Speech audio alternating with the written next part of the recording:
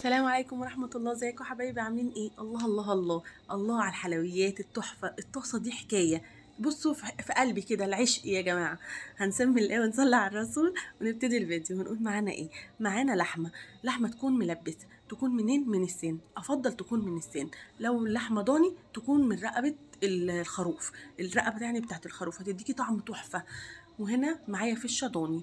الفشه دي متاخد منها يعني نص مثلا فشايه، فجبت 2 بمقام فشايه كبيره كده. دي فشه، وانا بحب الزور قوي فعشان كده جبت 2. فانا هوريكم كل حاجه بالتفصيل. ومعايا دي حلويات او دهن، ويكون فيهم 100 جرام من الليه علشان هيديكي تيست حلو قوي قوي للطاسه دي. وايه اللحمه بتاعتي بتكون كميتها قد ايه؟ بتكون زي ما تحبي، بس يفضل ان اللحمه تكون افضل اكتر شويه فيها. هنا بقى في الفشه انا بشيل ده وبرميه، بقولك لا انا مش عايزاه، انا برميه علشان بيعمل زفاره كده في قلب الحله بتاعتنا او الطاسه بتاعتنا اللي هنعملها. هنعمل ايه؟ هنفتح الزور وبالسكينه كده ننضفه زي ما احنا شايفين، وبعد كده بناخده على الحب بقى ونديله غسله حلوه قوي قوي قوي، ونروح ايه مقطعينه. وبعد ما بنقطع المكونات بتاعتنا بنحطها في ميه بملح ومعلقه خل ونشطفها شطفه بس كده. وايه، وهنرجع تاني اقول لك لو انت مش حابه الفشه دي ممكن تجيبي الفشه العجالي عادي، بتتباع بالكيلو عند الجزار زي ما تحبي. عايزه مثلا كيلو فشه عجالي، لا اما فشه من اللي هي دي بتتباع بالزور، العلقه كلها مع بعض، الزور كله سليم زي ما تحبي. عايزه تعمليها كلها عجالي ماشي، عايزه تعمليها كلها ضاني ماشي. كلها ضاني زي ما قلت لك كده هتبقى فشه ضاني، كبده والكلاوي والقلب ضاني. هيبقى معاكي اللحمه من الضاني برضو اذا كان من رقبه عشان تكون ناعمه معاكي. ما كانش يبقى زي ما انا عملت الموجود عندي ده. كان اللحمه بتاعتي من السن وفيها حته حمرا كده من الفخده علشان انا ولادي مش بيحبوا الملبس. بعد كده بقى قطعنا الفشه بتاعتنا وركناها على جنب، وقطعنا اللحمه بتاعتنا مكعبات صغيره وركناها على جنب. دي حته من الليه، حته من المفرش كده، ومعاها حته من الليه صغيره قوي ما يكملوش 100 جرام. انا هركنهم على جنب. ومعايا بقى حته دهون عجالي عادي خالص، علشان انا الطاسه بتاعتي دي مشكله دلوقتي من ده على ده. هقطع برضو حتة الدهون دي.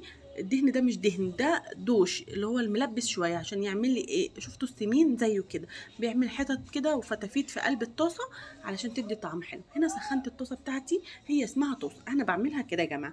عايزينها في حلة تمشي برضو اسمها الطاسة. هنحط بقى طاسة على النار تسخن قوي قوي، وهنزل بقى بالدهون بتاعتي دي كلها. واول ما لونها يتغير كده وتنزل نسبة دهون صغننة، هنزل بقى بالايه بالمكونات بتاعتي اللي انا شطفتها شطفة حلوة بالمية بالملح بالخل. لو هي صبحه، احنا لما بناخد من الذبيحه من الخروف يوم العيد ما بنغسلهاش، بنديهم شطفه كده يعني. مش قصدي مش بنغسلها خالص، لا ما بنحطش ولا ملح ولا خل. بنغسلها بميه بس كده. بقى انا جبت الكبده بتاعتي والكلاوي. طبعا انا نزلت باللحمه والفشه والحلويات بس يا جماعه. الكبده دي مش هنزل بيها دلوقتي تماما، لان الكبده ما بتاخدش وقت وفي نفس الوقت ما تشدش معايا وتقطم. هنا بقى انا بعمل ايه؟ بشيل الغلاف اللي من بره في الكبده دي. القشره بتاعت الكبده لازم تتشال. بتشد كده في الكبده وما تبقاش حلوه، لازم نقشرها كده يا جماعه. الكبده كده تحفه، مش هتاخد معاكي سوا خالص. عارفه تقليبتين 2 في قلب الطاسه دي وبتبقى استوت. فعشان كده احنا بنقطعها ونركنها على جنب لما في التلاجة طبعا. اول ما خلاص بقى المكونات بتاعتي خلاص كده دخلت على سوا زي ما وريتكم كده، بحط بقى ايه انا دلوقتي هحط الكلاوي والقلب، مش هحط الكبده. هنزل بيهم بقى بتقليبه، لان الكلاوي بتاخد سنه شويه عن الكبده. الكبده بقى هركنها في التلاجة، لما اجي اطلعها وانزل بيها هديها شطفه خفيفه بالميه وانزل بيها بقى. هنا دلوقتي انا بحط سكر، ما حطيتش ملح لحد دلوقتي يا جماعه خالص. انا حطيت سكر وحطيت 7 بهارات ورشه صغننه قوي من الفلفل الاسود ورشه كمون حلو بس كده. ما بحطش مكونات تانية خالص، والاخيرها برضو مش هحط اي مكونات تانية. بصوا بقى انا بوريكم دلوقتي الميه بتاعتي نزل ميه كتير غطت الطاسه علشان هي دي اللي هتستوي فيها. انا ما حطيتش ميه نهائي، هي من ميتها كل حاجه بتستوي. هنا خلاص الطاسه بتاعتي دخلت على سوا والميه بتاعتي قلت خالص خالص. وبمسك بقى قطعه الفشه مثلا واشوفها وقطعه اللحمه واشوفها تمام خلاص تمام. اروح بقى محيقه الملح. بعد كده بجيب بصلايه محترمه كده كبيره اخرطها، هي تكتفي بصلايه واحده او 2 وسط، واروح منزله بيها. وبعد تقلبتين بغطي واسيبها تقلبتين كده معاها غلوتين يعني، وانزل بقى بالكبده بتاعتي. كل العمليه بتاعتي ما بتاخدش ساعه، لو الحاجه بتاعتك على النار ما بتاخدش سوا، مش هتاخد معاكي ساعه. وقرن فلفل وكده. انت بصي عملت اندماج لمكونات في منتهى الروعه. عارفين البصلايه بتاعتي دي بحطها ليه؟ بحطها عشان تدي تسكيره وتدي طعم حلو قوي. وعايزه اقول لك ان انا في العيد برضو مش بحط البصله، بحط المكونات دي كلها بس، وكده في منتهى الجمال والروعه. انت عملتي احلى اكله في العيد. بصي محدش هيقدر يقولك عليها لا.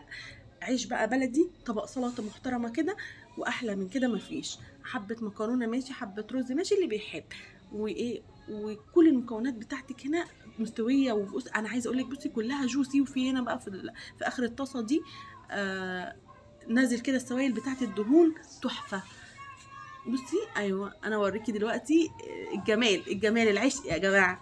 غرفنا بقى طبق كده، وفي تحت الطاسه بصوا بقى الزيوت دي كلها من قلبها. انا ما حطيتش زيت ولا سمنه ولا اي حاجه يا جماعه من اللي يعني زيت من بره او سمنه ولا اي حاجه، كلها اللي انا حطيتها فيها وتحفه. انا عايزه اقول لك الله الله على الريحه والله الله على الطعم.